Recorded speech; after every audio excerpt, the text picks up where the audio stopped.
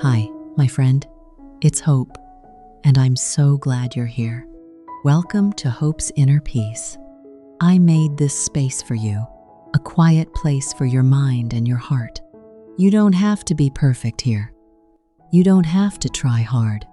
Here, we go slowly, we breathe, we grow gently. And you are not alone. Wherever you are right now, I am right here with you. So let your shoulders fall. Take one slow breath. You are safe here. Let's begin. I want to describe a woman to you, and I want you to tell me if you recognize her. She wakes up before everyone else. She makes breakfast for the family. She packs the bags. She answers messages. She drives. She works. She listens to her friends' problems during lunch instead of eating. She helps her colleague finish a project. She picks up the children. She cooks dinner. She cleans. She checks homework. She calls her mother. She puts everyone to bed. And then, at 11 at night, she sits alone in the dark, exhausted, empty, too tired to even cry. Someone asks her, "How are you?" And she says, "I am fine." But she is not fine. She is disappearing, not dramatically, not in one big moment, slowly, day by day. She gives a piece of herself to everyone who needs something, a piece to her boss, a piece to her children, a piece to her partner, a piece to her friends, a piece to her parents, until there are no pieces left. Do you recognize this woman? Maybe she is your mother. Maybe she is your sister. Maybe she is your friend. Maybe she is you. If she is you, I need you to hear what I am about to say, not with your head, with your heart. You cannot keep giving from an empty body. You cannot keep pouring when there is nothing left inside. You cannot keep choosing everyone else while you slowly vanish. Today, we are going to talk about the most important decision you may ever make: choosing yourself first. I know what you are thinking. Choosing myself first sounds selfish. I hear you, because that is what the world taught you. That is what you learned as a girl. That good women give, good women sacrifice, good women put themselves last. And the best women, they do it with a smile. But I want to ask you this. If you collapse from exhaustion, who will take care of the people you love? If you get sick from stress, who will do all the things you do? If you disappear completely, who fills the space you left? Choosing yourself first is not selfish. It is survival. And it is love. The deepest kind of love. Because a woman who takes care of herself has more to give. Not less. More. A full woman overflows. An empty woman scrapes. Today, I want to show you what choosing yourself looks like. Not in big, dramatic ways. In small, quiet, daily ways that nobody needs to know about but you. Imagine your kitchen table. It is dinner time. You have cooked a beautiful meal. You set the plates, one for your child, one for your partner, one for a guest. The food is warm. The glasses are full. Everything is ready. But look at the table. Count the plates. Is there one for you? Many women forget to set a place for themselves. They eat standing up in the kitchen. They eat the leftovers after everyone else is done. They serve from the pot, but never from a plate. Not because there is not enough food. There is always enough food. But because somewhere deep inside, they believe that their hunger is less important than everyone else's. It is not. Your hunger matters. Your needs matter. Your rest matters. Your joy matters. Not after everyone else has eaten. Now, at the same time, at the same table, Setting a place for yourself is not taking food from someone else's plate. It is adding a plate to the table. There is room. There was always room.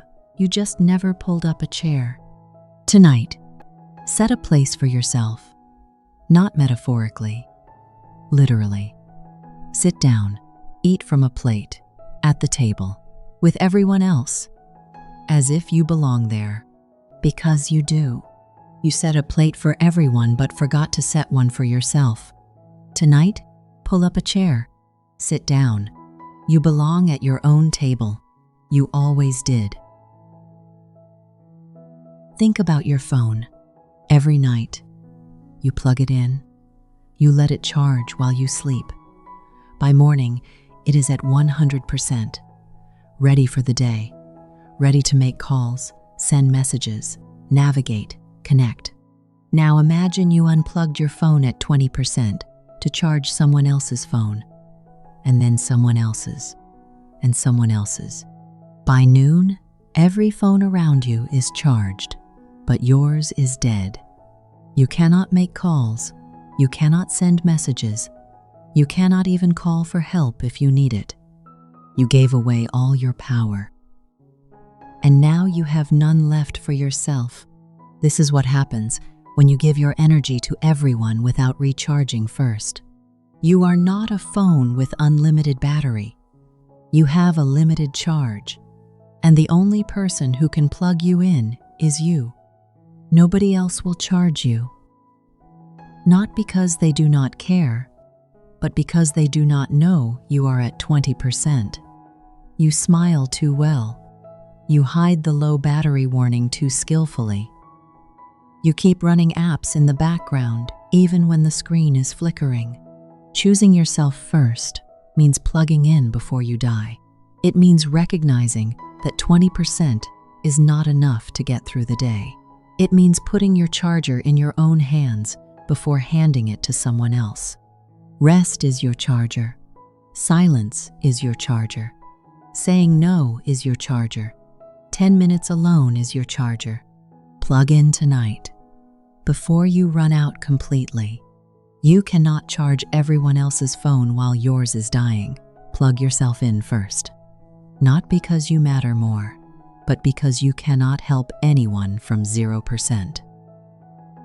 My friend, I want to pause here. If these words are reaching a part of you that has been ignored for too long, I have a gentle favor to ask. Would you tap the subscribe button? Not for me, but because somewhere right now, a woman at 20% is smiling and saying, I am fine. And your one small click might help her find these words before her screen goes dark. Thank you. Let's continue. Imagine a garden hose. Water is flowing from the tap, strong, steady, plenty of water for every flower in the garden. But the hose has a kink, a tight bend in the middle, and because of that kink, the water barely comes out the other end. A weak trickle, not enough for the roses, not enough for the vegetables, not enough for anything. The gardener looks at the flowers and thinks, why is nothing growing? I am trying so hard. But the problem is not the water, and the problem is not the flowers. The problem is the kink. You are the hose, my friend. When you are kinked, when you are stressed and empty and bent out of shape from giving too much, nothing flows properly. Your love comes out as frustration. Your patience comes out as snapping. Your kindness comes out as resentment. Not because you are a bad person, but because you are kinked. Unkinking yourself is not selfish.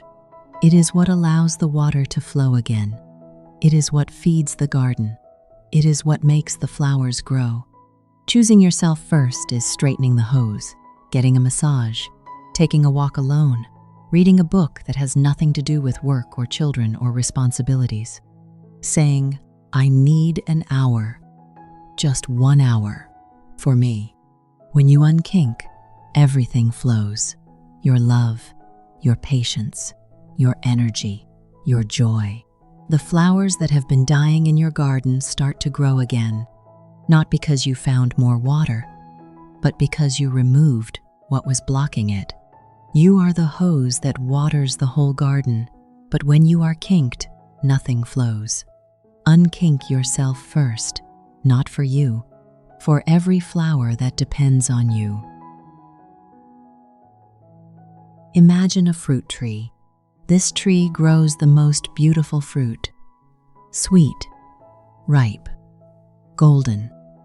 Everyone comes to pick from it. The neighbors, the children, the birds, the strangers passing by. The tree gives and gives and gives. Every branch emptied, every fruit taken, nothing left hanging. But here is something most people do not think about. A fruit tree needs some of its own fruit to survive.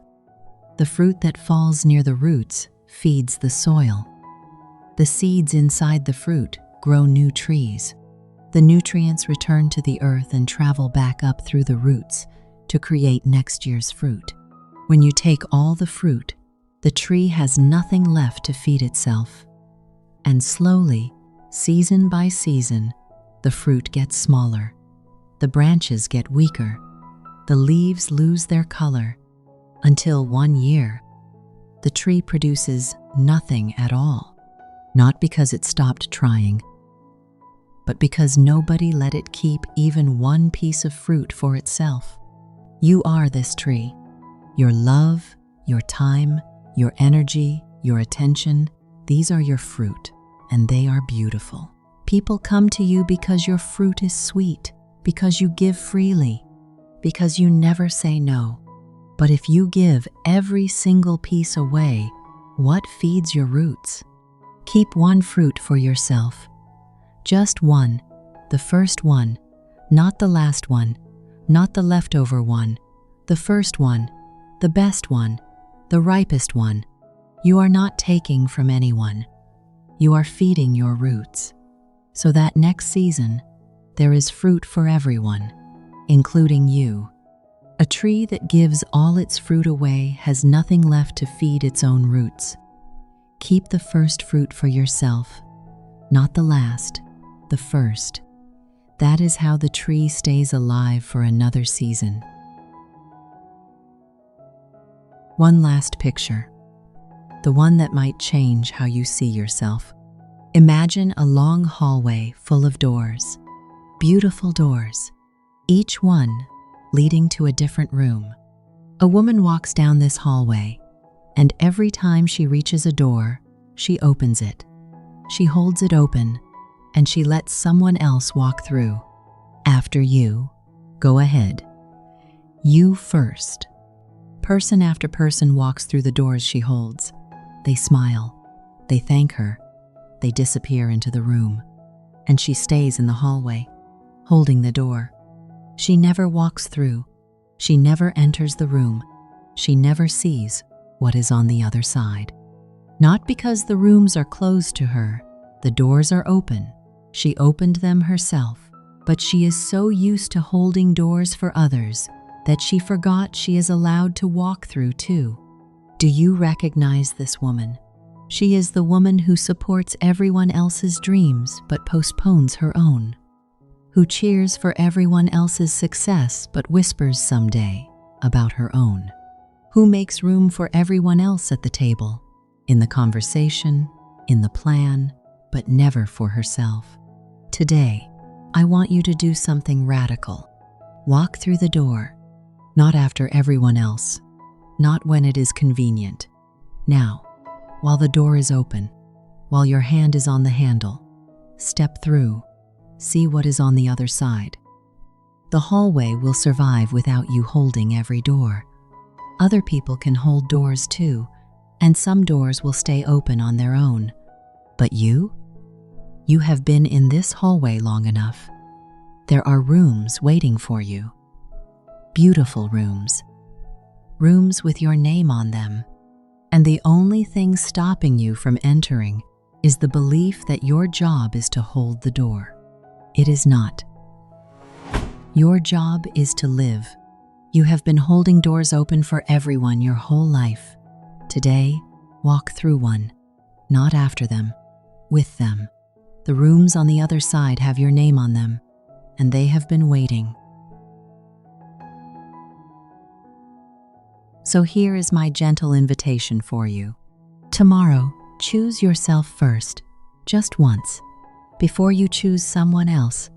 Maybe it is waking up 15 minutes early, not for the family, for you, to sit with tea, to breathe, to be a person before you are a role. Maybe it is saying no to something, without explaining, without apologizing, just no. That word is a complete sentence. It does not need a reason. Maybe it is doing one thing that makes you happy. Not productive, not useful, not for anyone else. Something that is only for you. A song, a bath, a walk, a page of a book. One thing, tomorrow, for you. Not because you deserve it as a reward, not because you earned it, but because you are a human being, and human beings need to be chosen, especially by themselves. We have walked a quiet road today, friend. We set a place at our own table. We pulled up a chair. We sat down among the people we love and realized we belong there too. We plugged in our phone before it died. We learned that giving away our charge while we are at 20% helps no one. Full batteries save lives. Empty ones cannot even call for help. We straightened the kink in our garden hose, and we watched the water flow again. Our love, our patience, our joy, all flowing freely because we removed what was blocking them. We kept one fruit for ourselves, the first one, the best one. And we fed our roots so that next season, the tree is still alive and giving. And we walked through a door. Finally, after years of holding them open for everyone else, we stepped into the room with our name on it, and it was beautiful. If you remember only one thing from today, let it be this: choosing yourself first is not selfish. It is the thing that makes everything else possible. A full woman overflows, an empty woman scrapes. Fill yourself first, and watch how much more love, how much more patience, how much more joy you have to give. Thank you for being here today, my friend. Thank you for choosing to spend this quiet time with me. Your presence in this cozy space means more than you know. If this episode gave you a moment of peace, I would love it if you tap like and subscribe to the channel. Not for the numbers, but because every small click helps someone else find this quiet corner when they need it most. Take care of your heart tonight. Be gentle with your soul. I am so proud of you for being here. Goodbye for now, friend.